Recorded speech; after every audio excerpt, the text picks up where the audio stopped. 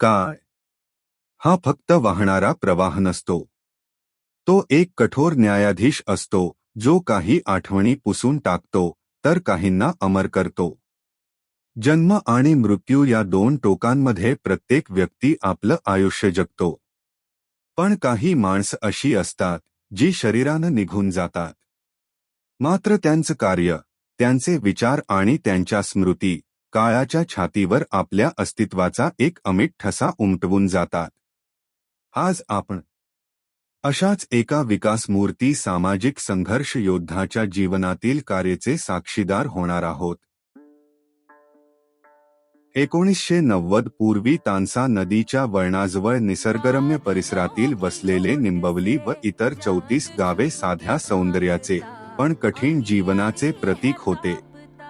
त्यांचे जीवन नदीच्या प्रवाहावर अवलंबून होते. तानसा नदीच्या पलीकडे गणेशपुरी, वज्रेश्वरी व अंबाडी नावाचे गजबजलेली गावे होती, जे त्यांच्या उपजीविकेचे, बाजाराचे आणि मुलांसाठी असलेल्या एकमेव शिक्षणाचे ठिकाण होते. अनेक पिढ्यांपासून शहराशी त्यांचा एकमेव संपर्क एका जुनाट होडीने, फेरीबोटीने होत असे, जी गावातील वयोवृद्ध व्यक्ती कष्टपूर्वक वल्हवत असे. जेव्हा पावसाळ्याचे दिवस यायचे तेव्हा तानसा नदी रौद्ररूप धारण करायची आणि मग अनेक दिवस तर कधीकधी आठवडे ही नदी पार करणे अशक्य व्हायचे. मुलांना महत्त्वाच्या परीक्षांना मुकावे लागत असे आणि शेतकऱ्यांची नाशिवंत उत्पादने सडताना पाहून त्यांचे चांगले जीवन जगण्याचे स्वप्न नदीच्या किनाऱ्याप्रमाणेच गळून पडायचे. व वाहतुकीची सोय नसल्यामुळे गोरगरीब रुग्णांना डोलीतून खांद्यावर घेऊन जावे लागत असे. अशा विकासात्मक समस्या सोडवण्यासाठी निंबवली गावातील श्री जयराम धोंडू भोईर ग्रामस्थांसोबत खंबीरपणे उभे राहिले व त्यांच्याकडे एक प्रभावी गोष्ट होती, ती म्हणजे त्यांचा ना दबणारा आवाज.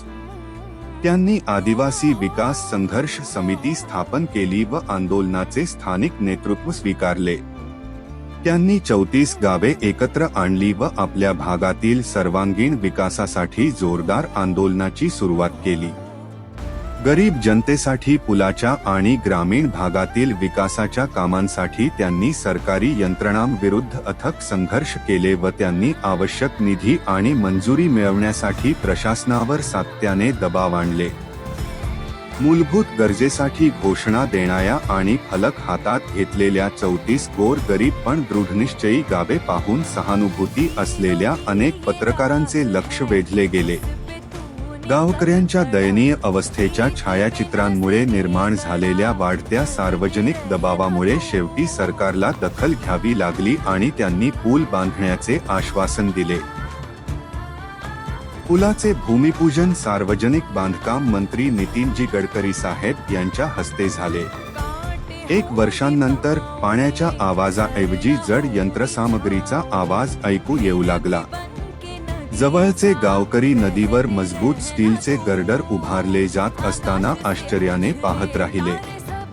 ज्या दिवशी पुलाचे उद्घाटन झाले तो दिवस गावांसाठी उत्सवासारखा होता.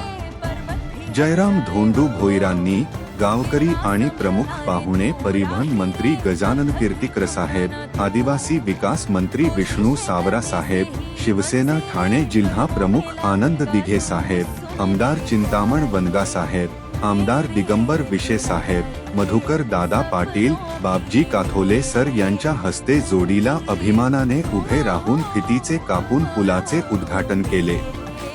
या पुलाने केवळ 2 जमिनीचे तुकडे जोडले नाहीत, त्याने गावकऱ्यांना संधींशी जोडले.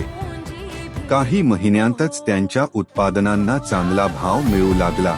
त्यांची मुले दररोज शाळेत जाऊ लागली आणि 34 गावांची ओळख यापुढे त्यांच्या एकाकीपणामुळे नव्हे तर त्यांच्या सामूहिक आवाजाच्या सामर्थ्यामुळे झाली. त्यांनी त्यांच्या भविष्यासाठी लढा दिला होता आणि तो पूल त्यांच्या विजयाचा पुरावा म्हणून उभा राहिला व पूल उद्घाटन झाल्यानंतर ग्रामीण भागातील विकासाला सुरुवात झाली. ग्रामीण भागातील रस्ते, निंबवली इथे ग्रामीण रुग्णालय, ग्रामीण भागातील वीज पुरवठा, ग्रामीण भागातील पाणी पुरवठा आणि निंबवली पालसेई रस्ता निंबवली डाकिवली रस्ता आणि इतर अनेक कामे भारतीय जनता पार्टी व आमदार विष्णूजी सवरा साहेब यांच्या माध्यमातून करण्यात आली. एक समाजसेवक म्हणून काम करत असताना जयराम धोंडू भोईरांनी अनेक आव्हानांना वर तोंड दिले. अशा वेळी त्यांच्या पत्नी जयश्री जयराम भोईर त्यांना भावनिक आधार देत असे आणि त्यांच्या कामात त्यांना प्रोत्साहित करत असे, ज्यामुळे त्यांना नवीन ऊर्जा मिळे. त्यांचे भाऊ कृष्णा धोंडू भोईर देखील त्यांच्या या समाजकार्यामध्ये मदत करत असे, जसे की कार्यक्रमांचे आयोजन करणे, लोकांना एकत्र आणणे व आपल्या मोठ्या भावाच्या समाजकार्याची प्रेरणा घेऊन त्यांनी सुद्धा समाजासाठी काहीतरी योगदान देण्यासाठी समाजकार्य करण्याची सुरुवात केली व भारतीय जनता पार्टीच्या माध्यमातून आतापर्यंत ते समाजकार्य करत आहेत. व या कार्यात शेकडो निष्ठावत कार्यकर्ते जयराम धोंडू भोईरांच्या पाठीशी खंबीरपणे उभे राहिले. या सहकार्यामुळे ते अतिदुर्गम भागातील कामावर अधिक लक्ष केंद्रित करू शकले. श्री जयराम धोंडू भोईरांनी पुलासाठी व या भागातील विकासासाठी घेतलेले कष्ट विसरता येणार नाहीत. त्यांचे ही आठवण आम्हाला कायम प्रेरणा देत राहील. अशा या विकासमूर्ती सामाजिक संघर्ष योद्धाला प्रथम स्मृतिदिनानिमित्त भावपूर्ण आदरांजली.